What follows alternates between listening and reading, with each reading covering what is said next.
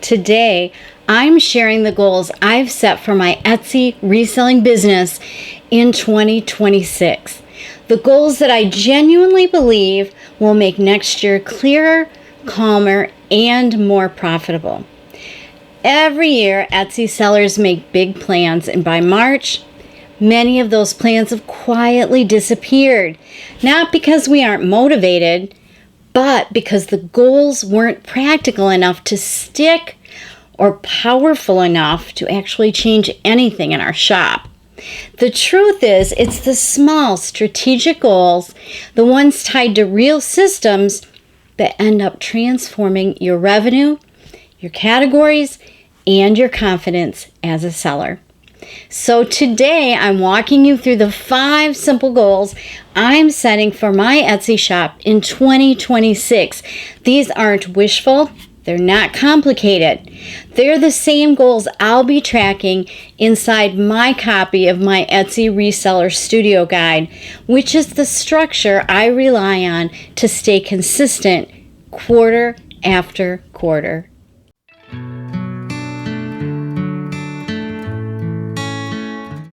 Hi, I'm Carol, and if you are building a small, intentional vintage shop of your own, welcome.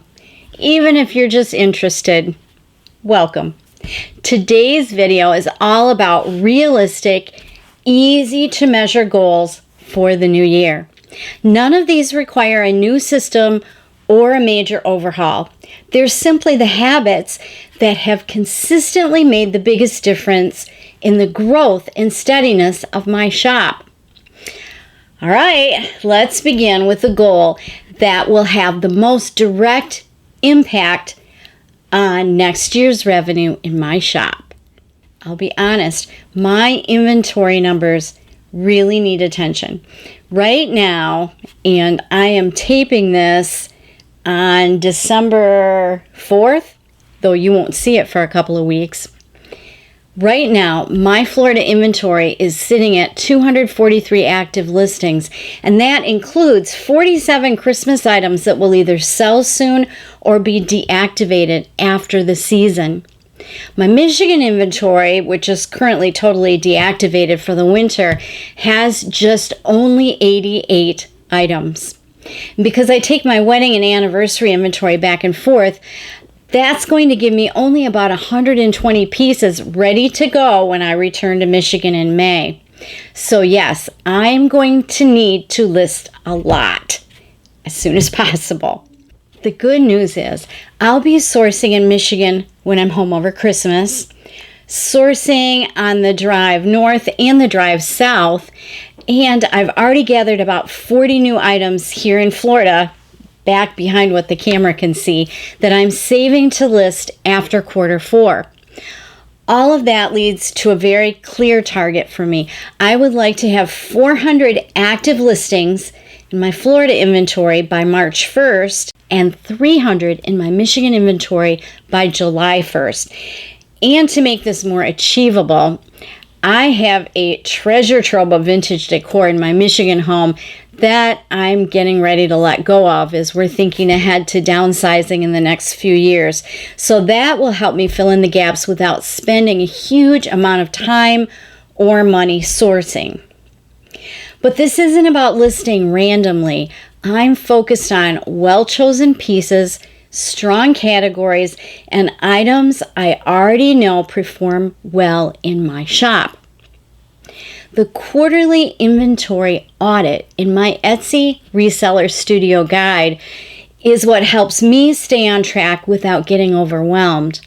When I feel things unbalanced, I rely on 3 simple steps from that audit. Identify underrepresented categories that I know perform well, spot categories that underperform so I don't waste sourcing budget, and plan the number of listings I need per quarter to reach my targets. Those steps, evaluate, plan, adjust, help me see where the real gaps are and choose targets confidently. And once those numbers come into focus, the next goals surface naturally because listing more only matters if your revenue grows alongside it. You know, my husband is the financial expert behind my business, and he has recently calculated, at least up through today, and it's the first week in December as I tape this, that my 2025 revenue ended up being about 21% higher than my 2024 revenue in my Etsy shop. That was encouraging, especially because I didn't have a full inventory in both locations all year. So in 2026, I'm aiming for a 25% increase in revenue. This feels realistic because of two structural changes in my shop. Florida will maintain 400 active listings for roughly 7 months out of the year, and Michigan will hold around 300 active listings for about 5 months out of the year. When I grow my inventory intentionally, especially in the categories I know perform well, revenue almost always follows. And instead of digging into profit spreadsheets here on camera, I'll be monitoring profitability quietly in the background using the quarterly checklists in my studio guide. They help me review category performance, catch pricing adjustments early, and stay aligned with healthy margins. That keeps this goal simple, while still protecting the financial health of my shop. I'm also continuing to work on raising my average order value.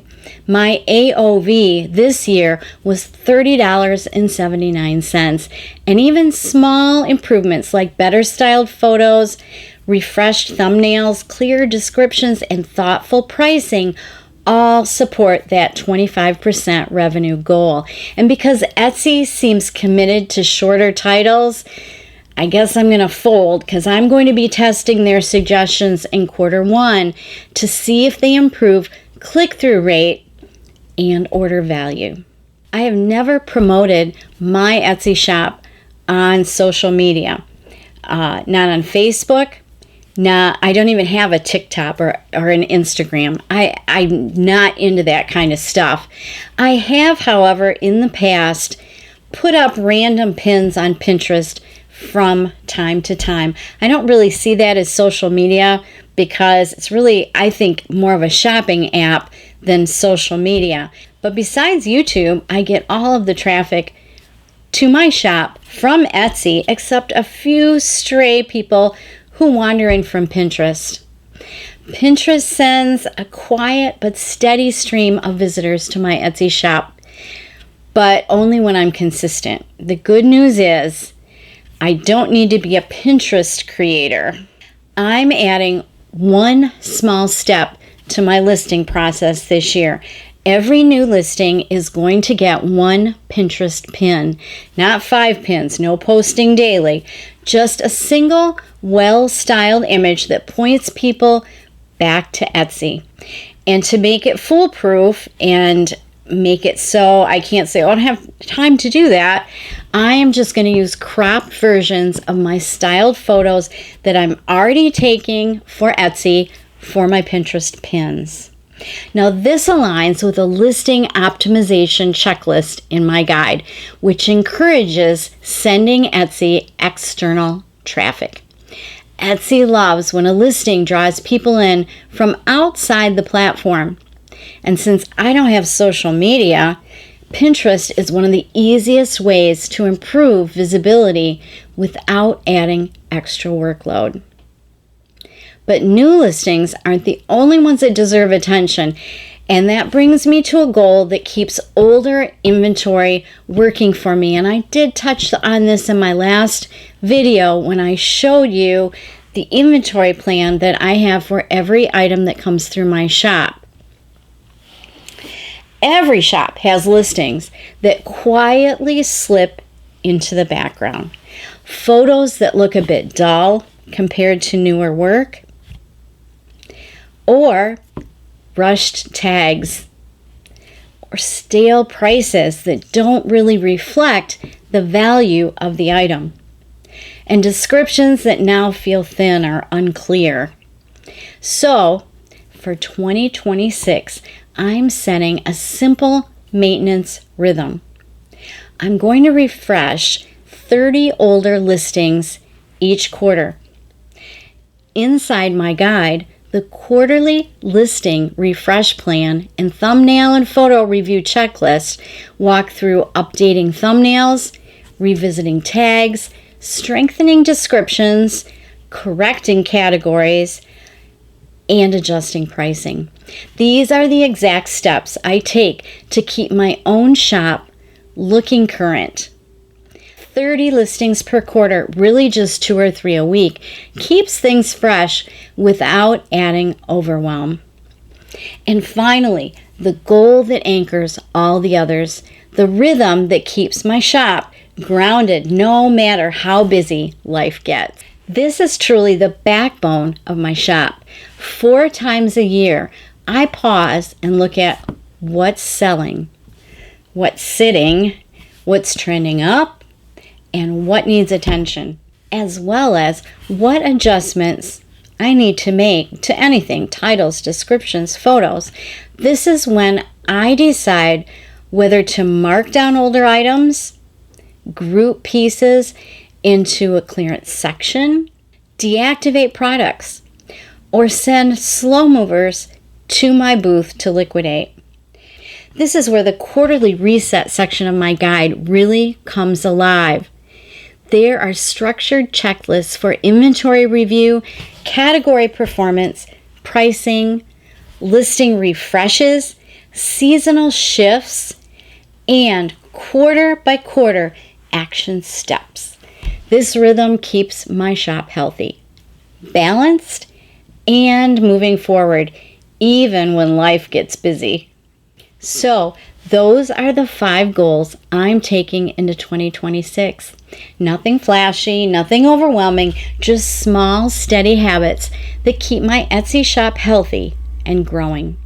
If you'd like to follow the same quarterly rhythm I use, I'm putting a QR code here on the screen to link to my Etsy reseller studio guide. It'll also be linked in the description below. Every goal I shared today ties back to a practical page or checklist inside it. And I promise you, I am not going to keep talking about this in every video. I just wanted to make sure that everyone knew about it before the beginning of the year. And I do have separate goals for my antique booth and different goals for my YouTube channel in 2026. But today, I wanted to stay focused on what you came here for, the Etsy side of things. Before I go, I just want to say thank you. Thank you for being here this year, for watching, for commenting, for sharing your own stories, and for helping this channel grow. It's been such a meaningful part of my year, and I'm grateful for every single one of you. I'm wishing you a wonderful, peaceful, productive new year, and I'll see you soon. Thanks for being here today.